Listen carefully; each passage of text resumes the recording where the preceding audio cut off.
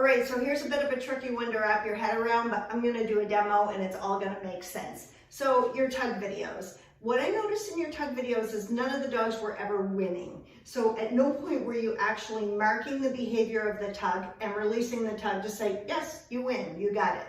So I'm going to talk through that a little bit. The whole purpose of what we need, we know that tugging in itself is rewarding. We know that because we're going to use it as a reward. But when they're learning to tug, what we need them to know is you need to grip onto this and hold it as tight as you can. And that's because that's what we need them to do with the disc. If they're flying through the air, the disc is wet, slippery, slobbery, the wind's blowing, whatever the case is, you need to grab that disc and hold it as tight as you can. So that's what we want them to do with the tug.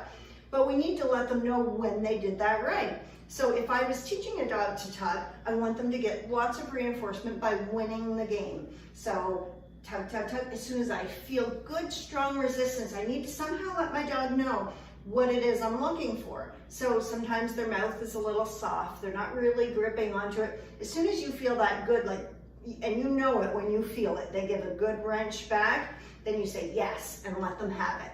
That is how we're going to teach the dog that that's the behavior we're looking for.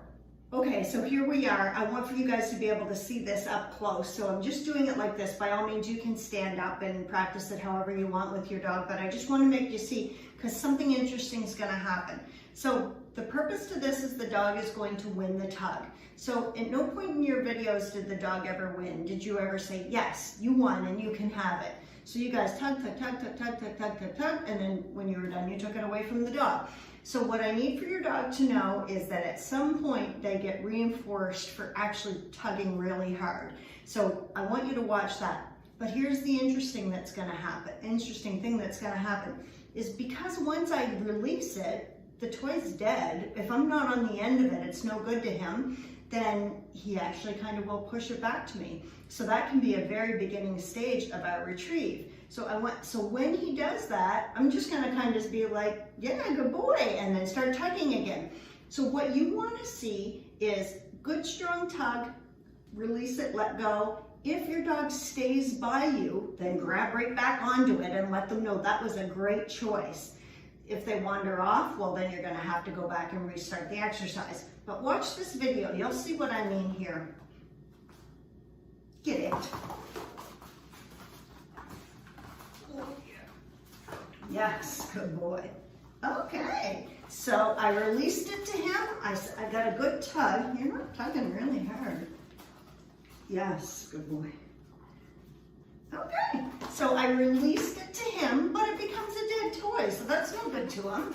So then he stays here to nudge it. Oh, yes, that's much better.